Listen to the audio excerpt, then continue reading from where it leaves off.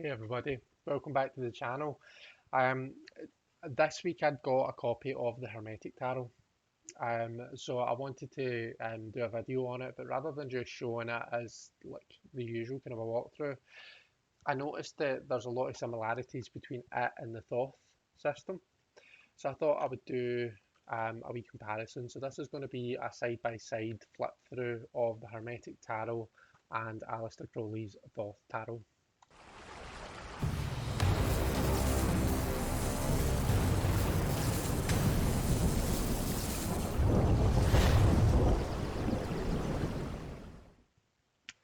So just to cover off the usual stuff for the Hermetic Tarot, it comes in as a US Games deck, and it's based upon the esoteric workings of the Secret Order of the Golden Dawn.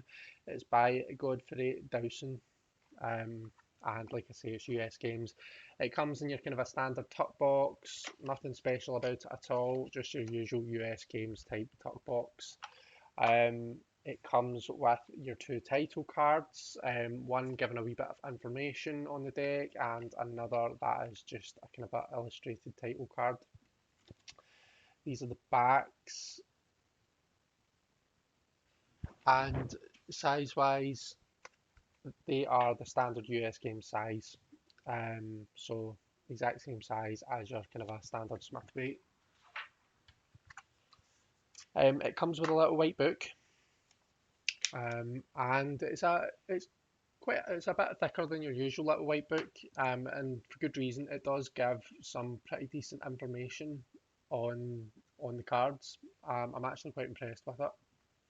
It's not just your usual kind of a couple of keywords, key phrases on each card. It actually takes the time to go into detail about the cards, a lot more detail than you normally get in a little white book. So I think this is really, really good. Let's turn the camera down and we can do the side by side. So we can see we've got both fulls here. Now, as you can see, the Hermetic is a black and white deck, but it's very rich in symbolism. Okay, now we can see that in each card we have the Hebrew letter correspondence up at the top left corner. So the full in both is linked to the first letter Aleph, and both are linked to the element of air, as we can see here. Okay, and there's a further correspondence here to, I believe, Pluto and the Hermetic, which is interesting.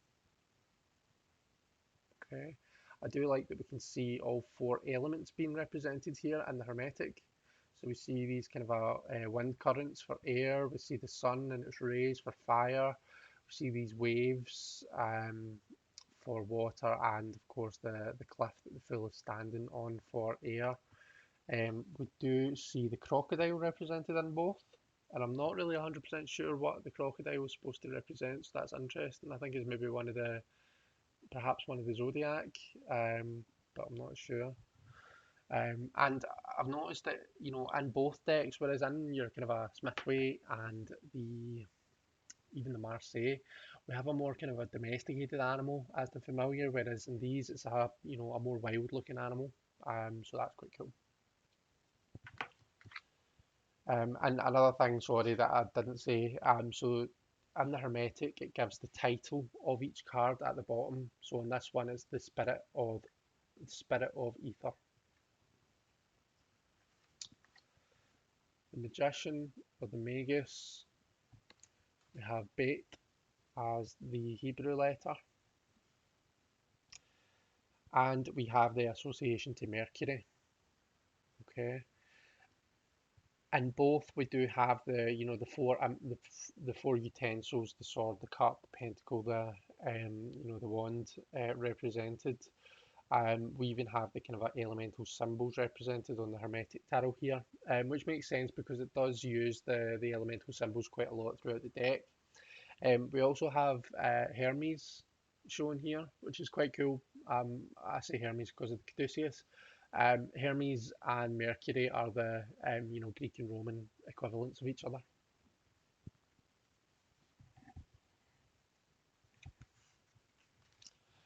So for our priestess or our high priestess, and we have the princess of the silver star. Sorry, I'm going to keep forgetting to read this out. We have the magus of power, is the magician's title in the Hermetic. Princess of the silver star in the Hermetic title. So we have Gimel as the Hebrew letter. She is linked to the moon in both cards. And you can see, I should have mentioned at the start that each card is represented, and the Hermetic is represented to an angel. And I believe that the majors are all correspond to archangels. And the Hebrew letters that we see here is the name of each angel. Now, I'm not sure how to translate that, and I don't think the little white book goes into that. In the Hermetic, we see a lot more clearly. We see the Boaz and Yakin pillars, although usually we would expect one to be black and one to be white. Yeah,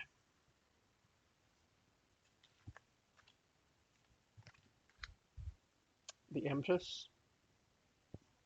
So we have Dalet as the Hebrew letter, and both are represented to Venus, and it's daughter of the mighty ones. In the Hermetic, we see the 12 stars are actually shown. So these represent the 12 stars of the zodiac.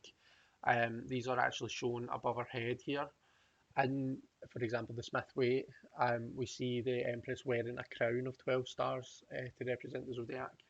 So that's quite cool. We see the Venus symbol actually here, it's just above our head.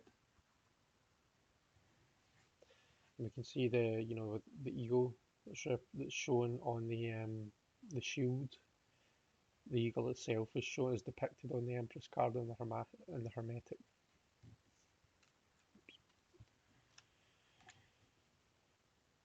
Now, for the Hebrew letter, Aleister Crowley did change up a couple of the letters in the Thoth Tarot. So in the Hermetic, we have the fifth letter of the Hebrew alphabet, which is He, whereas that is changed up in this. It's interchanged with the star. So here we actually see Tzadeh instead of He, but we still have the link to Aries, and we have Aries here as well. And this is the Son of the Morning, is the title that we see here.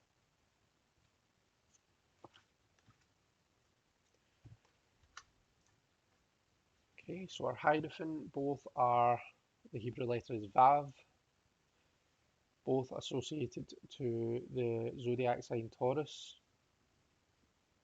Looking for it on here. Here we go.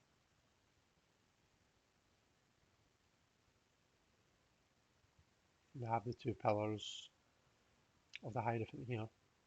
One representing the earthly realm, one representing the spiritual realm or the divine, and obviously the hierophant being the kind of a bridge between those two, bridge the gap between the two. Lovers.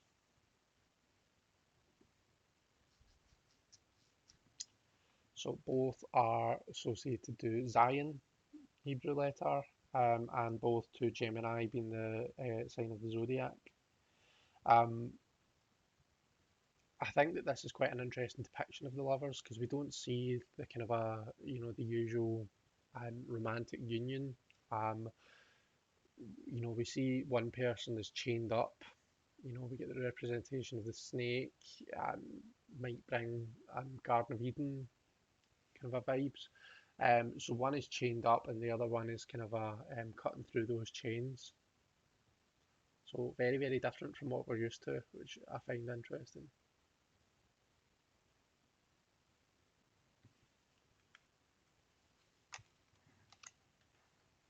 The Chariot. So we have Chet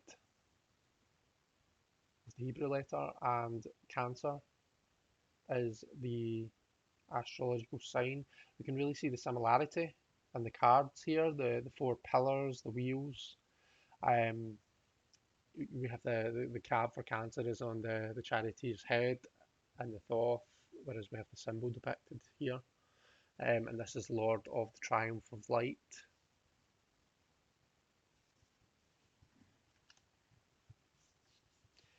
Now, Crowley does put Lust, which is the strength equivalent, as card 11, but I've changed it to the 8th position so as that we're comparing the two strengths. I use the bunny ears because here we have fortitude rather than strength, and here we have lust rather than strength. But this is card 11, and justice is card 8 in this deck. But what's interesting is that both are associated to it's the 9th letter of the Hebrew alphabet, which is Tet. So you can see that here. And obviously both are linked to Leo.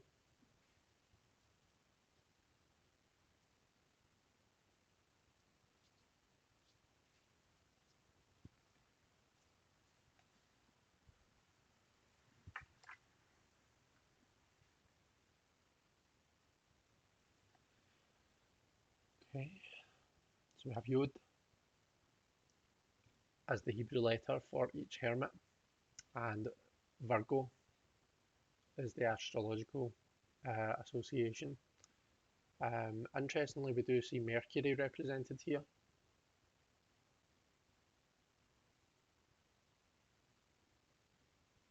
You see, I'm not sure if this is meant to be, wheat or crops of some kind, as we see in the hermit here.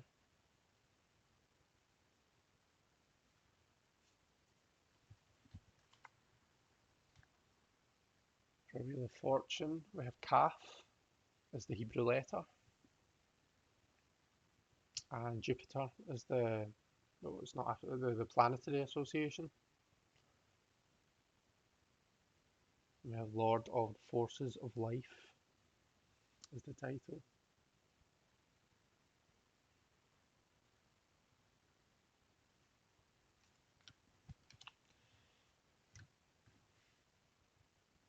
And we have Justice or Adjustment as it's been retitled in the Thoth. And you can kind of see more similarity, just in the scale. Well, I suppose there's always scales in justice, so I suppose that's not really saying much. I enjoy the yin and yang representation here. I like the alpha and the omega and the scales on the Thoth adjustment. Both are represented by the letter Lamed, and both linked to Libra. The scales here we have Venus and I think Saturn, though I'm not sure why. Let's have a look at the book. That's a good opportunity to have a look and see what information the book gives us.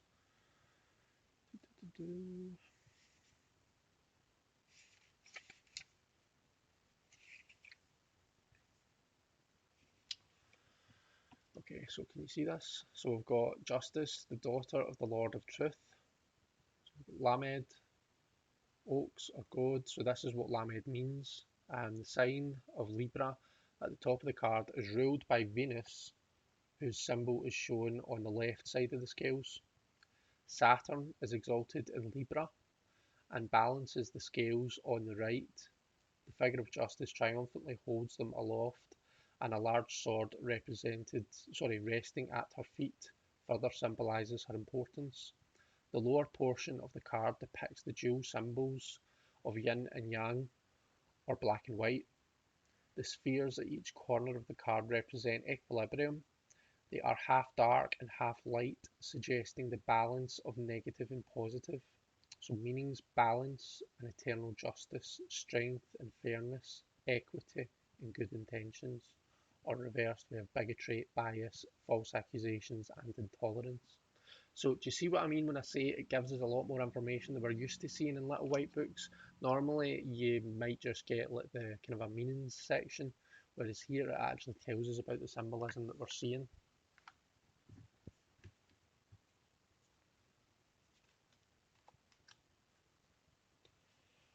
Of our hanged man, so I believe that this is Mem, is the 13th Greek letter, Hebrew letter of the alphabet, letter of the Hebrew alphabet. We have the element of water being represented in both. This further goes, I believe this is Neptune being represented in the Hermetic. We see the six-pointed star represented on the hangman's wee bum here, wee muscly bum. I don't know, it looks like a reversed ankh, but I'm not sure if that's actually something else. In both.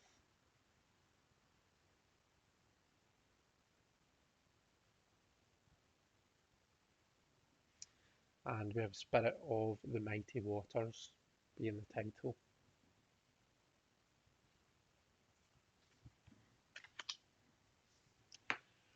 For the Death card, we have Nun as the Hebrew letter, and Scorpio, the astrological association. There's a lot happening in this Death card. A lot of stuff all clustered together. So we obviously see our typical skeleton wielding the scythe, and it appears to be going through a skull. We have the scorpion.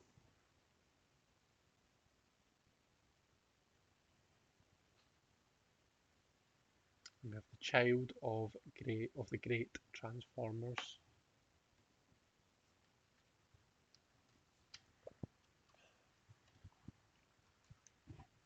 Temperance. We have Samek as the Hebrew letter. And we have Sagittarius as the astrological association. And Daughter of the Reconcilers is the title. And we have Capricorn and Scorpio being represented here. So Scorpio and Capricorn are at either side of Sagittarius. So again, let's have a wee look at the book and see if we can see why those signs are being represented there. So Daughter of the Reconcilers, Samek, prop or support, which again is what Samek translates to. So it's the fulfillment of card 6, the Lovers. The sign of Sagittarius, the arrow appears both at the upper left and beneath the disc in the centre. The glyph of Capricorn is represented on the left and the sign of Scorpio on the right. Is it telling us why though? Doesn't really appear to. Oh. Thus the glyph of Capricorn ruled by Saturn and Scorpio ruled by Mars.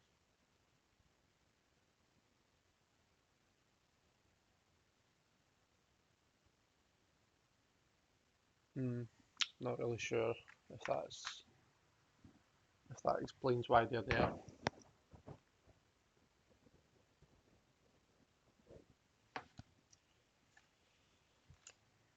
Okay, for the Devil, we have Ayin is the Hebrew letter in both, and Capricorn is the astrological, and Lord of the Gates of Matter is the title. We see the reversed pentagram being represented here, and both of the faces and the horns are quite similar actually if you look at them. Obviously we have this very kind of a phallic representation in the Thoth devil, and we don't really have that so much in the Hermetic tarot.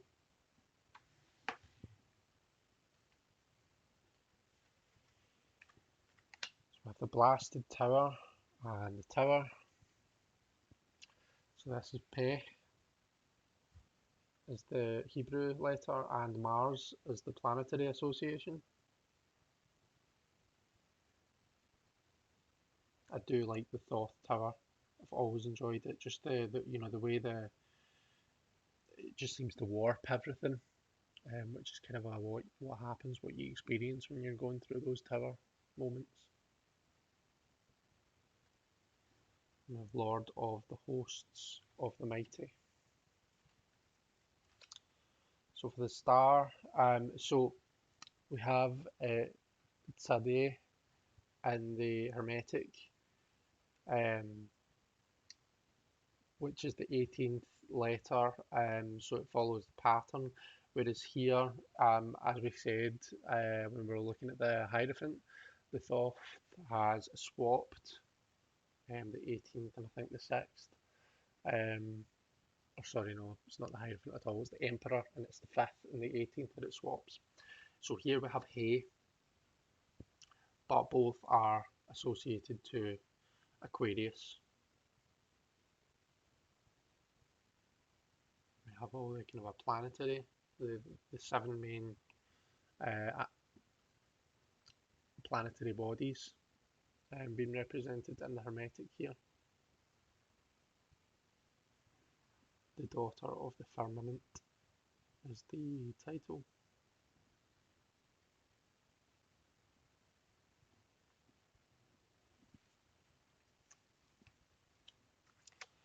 For our moon, so we have Pisces as the astrological association and Koth as the Hebrew letter. This looks like a scarab beetle. I'm not 100% sure on that though. But we do have the the 2 towers being represented in both, and we have the what looks like Anubis, but again not 100% on that. But it's the kind of a same character being represented in both here. And this is the ruler of flux and reflux. And the sun, we have Resh in Hebrew letter, and the sun is linked to the sun as in the planetary body.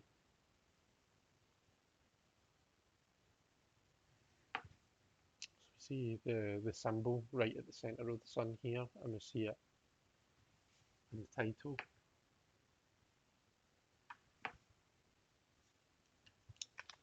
So we have the Last Judgment and the Hermetic, and we have the Eon and the Thoth. The letter is Shin that links to both, and both are linked to the element of fire. So we see it here and here. And this, I believe, is Uranus. I think that's Uranus, is the symbol that we see there.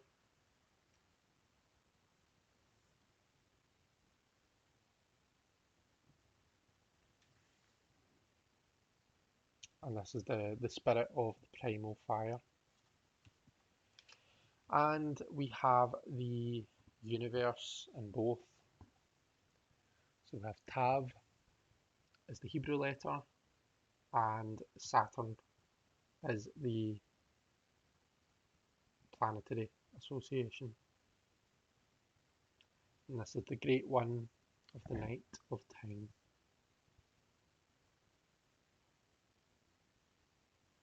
You can see we've got Taurus and Leo represented here. This is quite an interesting world card. It's not what you would normally expect to see. We don't have our world dancer, do we? Or maybe we do and I'm just not seeing it. Okay, so let's have a wee look at the minors. Now, I should hopefully be able to go through these a wee bit faster. So we have our Ace of Wands. So here we have Lord of the Root of the Power of Fire. So that's just the Golden Dawn title.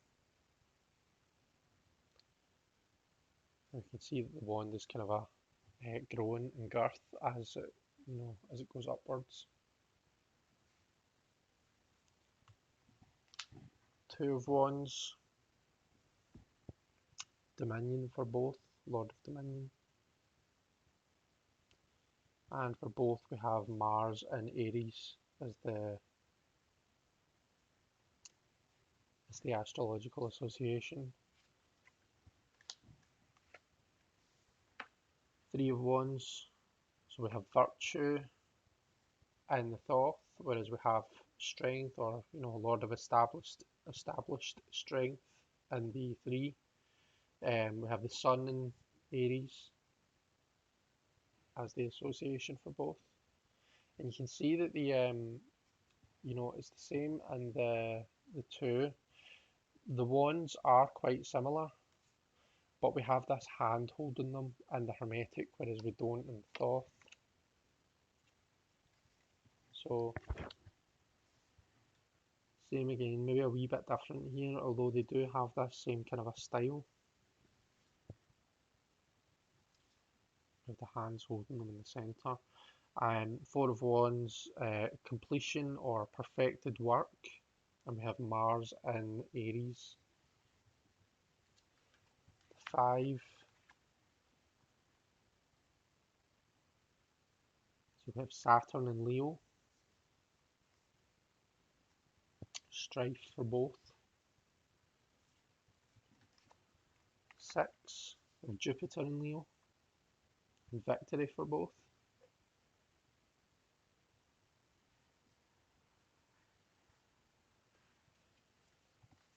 And seventh,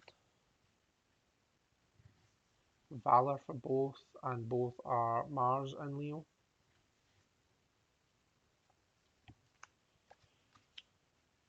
For the eighth, we have Swiftness and Mercury in Sagittarius.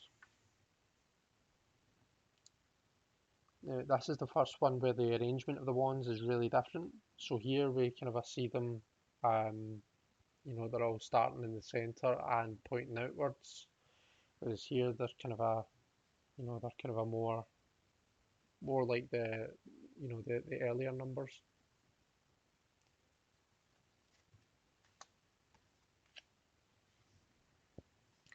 9, so Lord of Great Strength and Strength, and we have I believe the Sun in Sagittarius.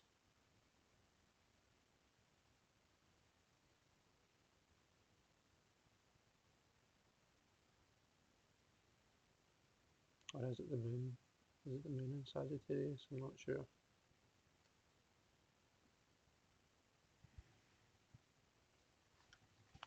Okay. And the tens, and again similar arrangement. Oppression for both, and we have Saturn and Sagittarius for both.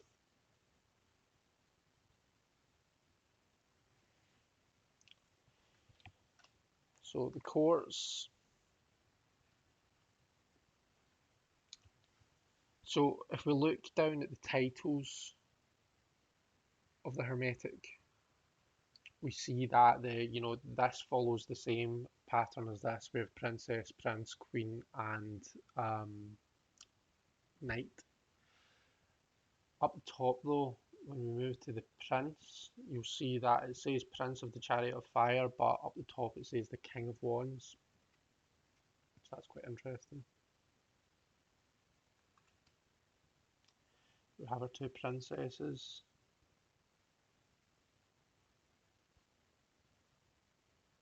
This is Princess of the Shining Flame. We have our princes. Both quite similar. Both appear to be riding a chariot of sorts.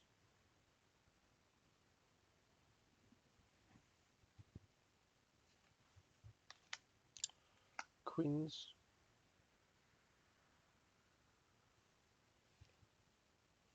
And our knights. This is the Lord of Flame and Lightning. And we do see both on horseback.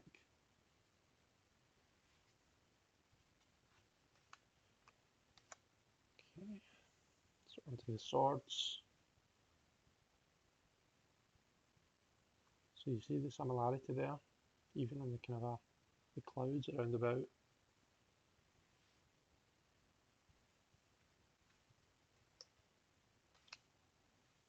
Twos. So the Lord of Peace restored. We have the moon in Libra.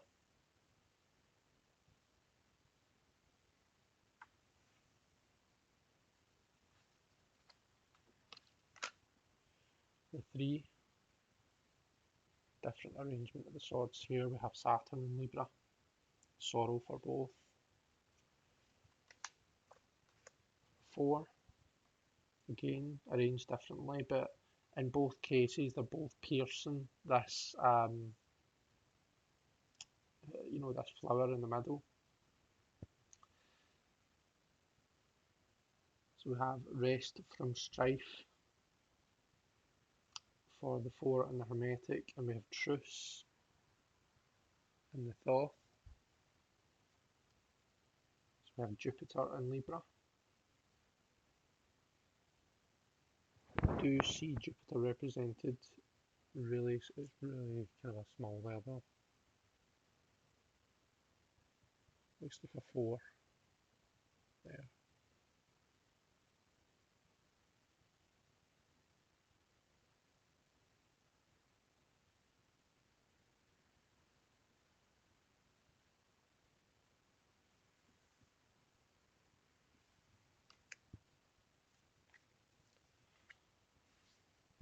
The 5s, we've got Mars and Aquarius, and defeat for both. The arrangement of the swords is different. Noticing that, it's a couple of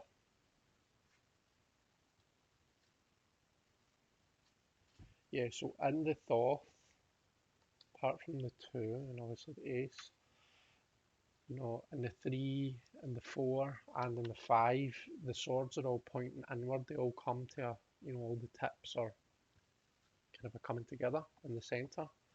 Whereas it doesn't follow that in the Hermetic.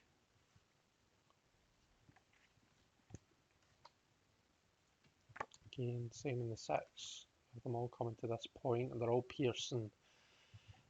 It looks as though it's attacking religion here, or faith, or spirituality. We have Mercury and Mercury and Aquarius here. Same here, Mercury and Aquarius. So this is earned success, Lord of earned success. Whereas here we have science.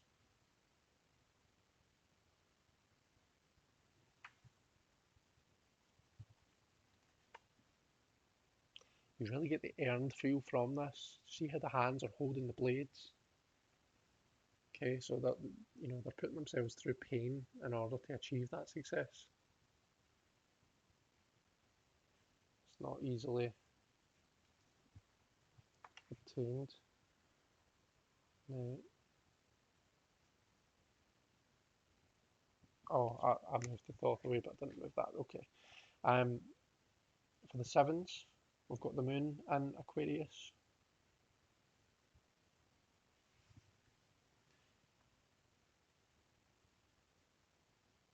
And we have Lord of unstable effort here, whereas here we have futility.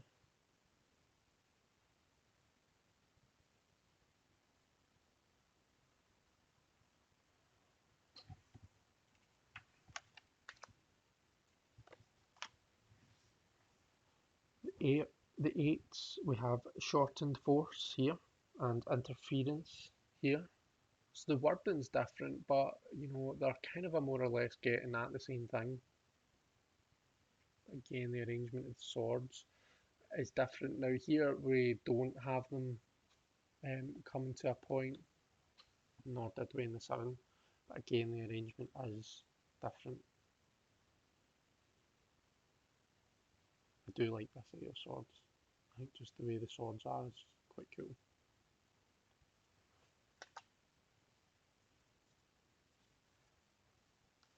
Okay, 9. So despair and cruelty and Thoth. We have Mars and Gemini as the association, and in the 8 we had Jupiter and Gemini.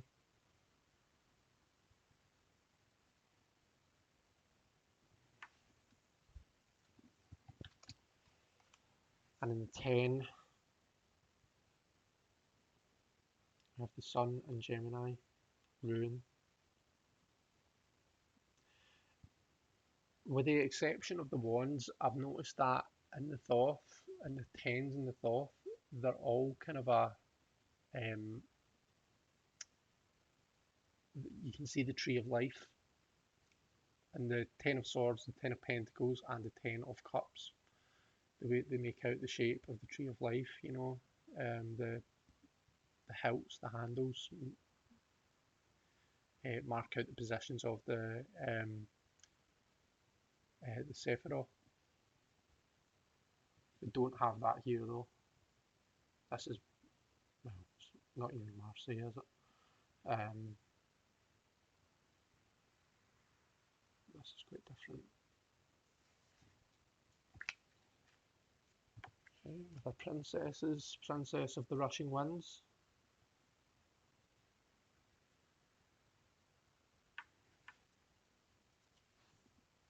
Princes. Again, both on chariots. Prince of the Chariots of the Winds. Queens, very similar, both are holding the head. Appears the head of a man, is it the head of the king? The Queen of the Thrones of Air. And the Knights.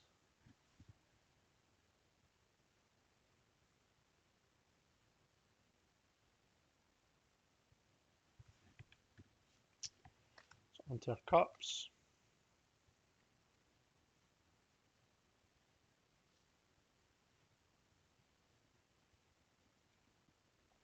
So our aces. Twos are both love, both Mercury and, no, sorry, Venus and Cancer. I wonder if I've been calling that Mercury all the way through. Apologies if I have. Quite similar here.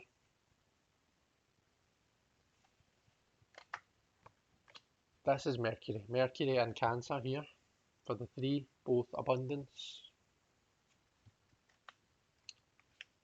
We have blended pleasure for the 4 and the Hermetic, whereas we have luxury in the Thoth.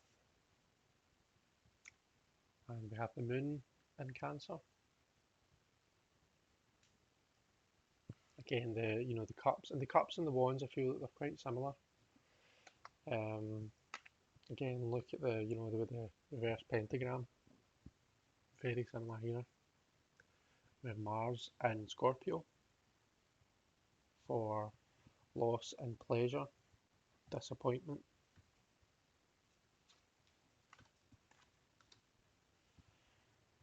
And 6, so there's a difference here. We have the Sun in Scorpio, and both are linked to pleasure, Lord of Pleasure. For our 7s,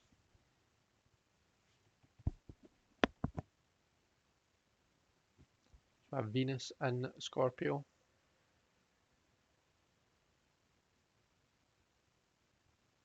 So we have illusionary success in the Hermetic, whereas in the Thoth we have debauch.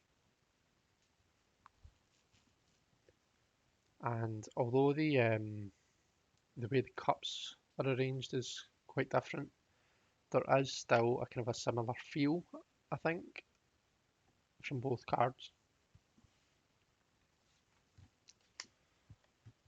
The 8s, So they go back to being similar, even with the kind of the flora here. So we've got Saturn in Pisces for the Eight of Cups, abandoned success in the Hermetic, and indolence in the Thoth.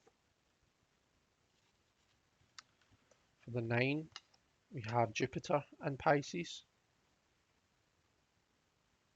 so material happiness, and just happiness here. And again, quite similar.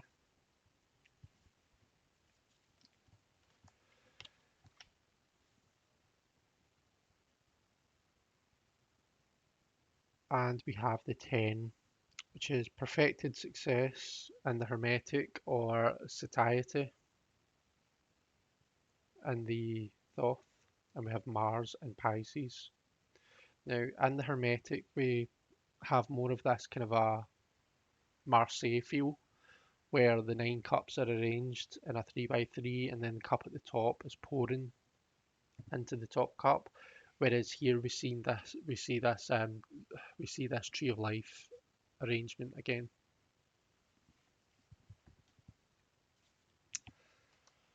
Okay, princesses.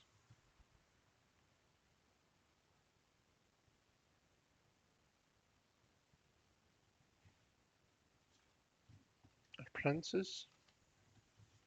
Prince of the Chariot of Waters.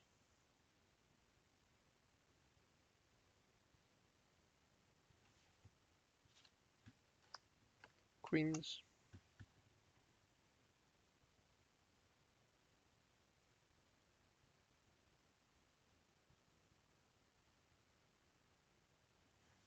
And our knights.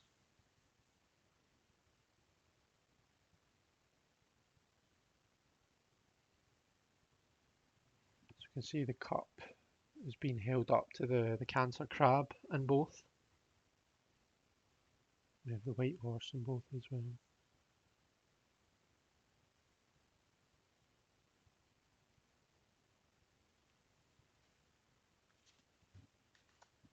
Okay. So last but not least, our discs, or pentacles, and the Hermetic. So the ace,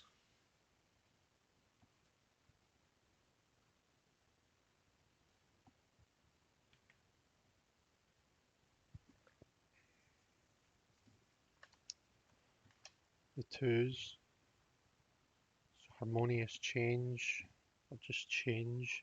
We have Jupiter in Capricorn.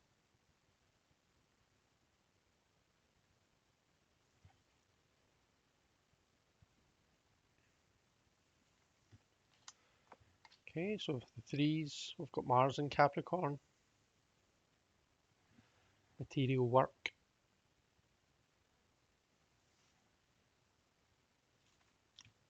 Fours, earthly power. And we have the Sun in Capricorn.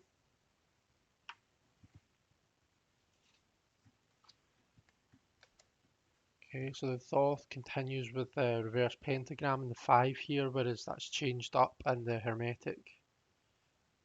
So we have the Lord of Material Trouble, or Worry, in the Thoth. And we have Mercury in Taurus, Mercury in Taurus.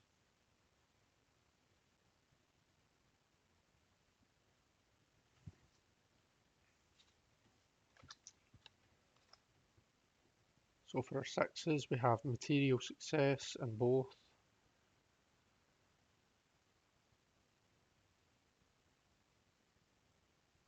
We have the moon in Taurus for both. I'm sure there was another card that was material success, no? One of the cups.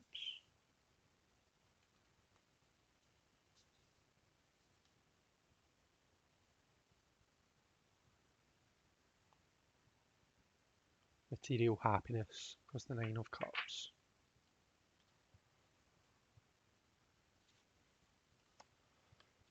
Our sevens, we have the classic seven arrangement, Saturn and Taurus, and success unfulfilled in the Hermetic, or failure in the Thoth. So this is the kind of a typical Marseille arrangement for the seven. But actually, I think playing card as well.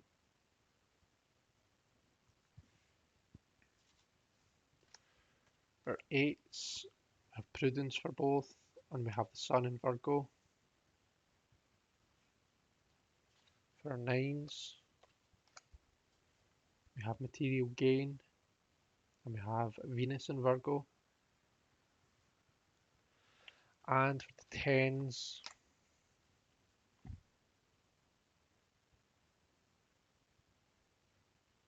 we have Mercury in Virgo. We have this 5 and 5, and again the 10 here is the makes up the tree of life.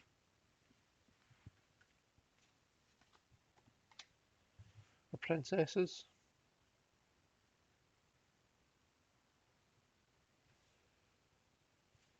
Our princes.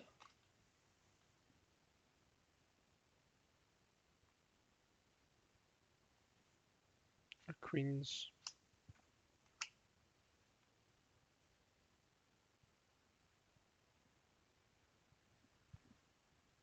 And our knights.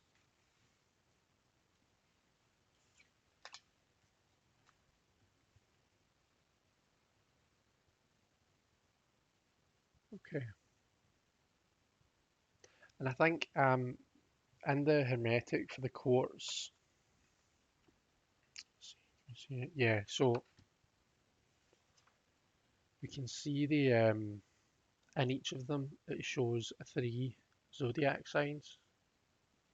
So I think the Knight of Pentacles would be 1 part Leo, 2 parts Virgo.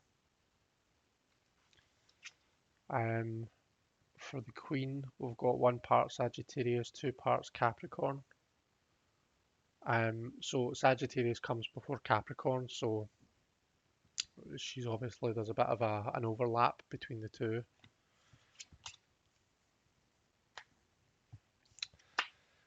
So that is the side by side. Now what I'm going to do is I'm going to give them a shuffle, and then we'll do a wee interview spread with the Hermetic. Okay, so I've been giving these a wee shuffle. They shuffle perfectly, like any US Games deck. They riffle shuffle really well. They're pliable enough where you can get a decent bend on them without, bowing the deck. And, obviously they're a perfect size for overhanding. So we're going to do a wee interview with the deck just to get to know a wee bit more about, how it's going to read for us. I think what we'll do is we'll switch over to this. Oh, no, that's not helpful either. We're zoomed right in. So what I'm going to do actually is a bit. That might be a bit better. Yeah, I think so. Let's move the keyboard.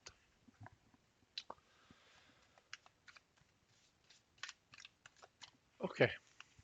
So first question or first position in the interview spread is tell us a bit about yourself. Ace of Swords. Okay, so the root of the power of air. So very logical. All about new ideas and new ways of thinking. And new mindsets even. If you've got a problem and you're not really sure how to go about it, and you know that it needs a bit of a shift in mindset, this is maybe a good deck to come to for ideas on how to, how to solve the problem and how to approach it. Let me see if I can get that zoomed in just a wee bit. That's a bit better. You can probably see that a wee bit better there. The next one is the strengths. So what strengths does the deck have? So we've got the Three of Pentacles. So I'm getting a real kind of a logical feel from this deck. You know, really kind of a earthly, down to earth problems that it's good at working on. And you know, the three suggest to me, you know, working together, you know, collaborative work. So this is a good deck to come to when you're, you know, to work together with it, and kind of a brainstorm rather than just, right, this is the problem, just to like tell me all about it, please. It's maybe more of a kind of a brainstorm, more of a conversation. Um, Weaknesses or limitations that the deck might have. So so I did expect to see a water, you know, a more emotional card maybe coming out here. So we've got the Seven of Cups, and this is the Lord of Illusionary Success. We see Venus uh, in Scorpio here. Now we have Mars, which is a very kind of a active sign, and Capricorn, you know, one of the earth signs. And we have Venus, which is a very passive, emotional, you know, nurturing sign, in Scorpio. So that suggests to me that this is going to be a really kind of a active problem solving type deck. Not really good at the touchy feely stuff. It might, you know, struggle at putting the messages across. It might be a bit blunt sometimes. That's just the feel that I get here. What are you here to teach me is the fourth card. So we've got Ten of Swords, we've got Lord of Ruin, and this is the Sun and Gemini. Okay, so the Sun is usually a kind of an expansive, you know, it shines the conscious light on things. Gemini is, you know, it's a sign that's associated to the lovers. But you know, if you think of the lovers as in the old Marseille lovers, it's about choice. It's about, you know, discernment. It's about separation in a lot of ways. Um, you know, the sun is shining the light on that. Okay, so it can be quite a painful process to go to when the sun is shined on Gemini, if you think about it like that. And perhaps it's, you know, it's here to teach us just how to deal with that, how to really look at things honestly and not kind of a pull the wool over our own eyes in order to, you know, save ourselves from dealing with like painful truths, you know. How can I best work with and collaborate with you? We've got the Princess of Cups. So this is the Princess of the Palace of the Floods. Princess of Cups to me suggests, you know, coming to the deck with an open mind and an open heart. Now, interestingly, the deck, you know, is saying that, you know, I'm maybe going to struggle putting the message across. You know, I might hurt your feelings sometimes without meaning it really. But as how to collaborate with it, a very emotional, kind of a open emotional card. So that's interesting that we get that. So it's perhaps saying like, don't give up on me. You know, I might be a bit blunt. Um, you know, I might call it as I see it, and it might come across as a bit, you know, assholeish sometimes. But don't give up on me. Still come to me with an open heart, and we can work together to, you know, find the solution to what we're doing.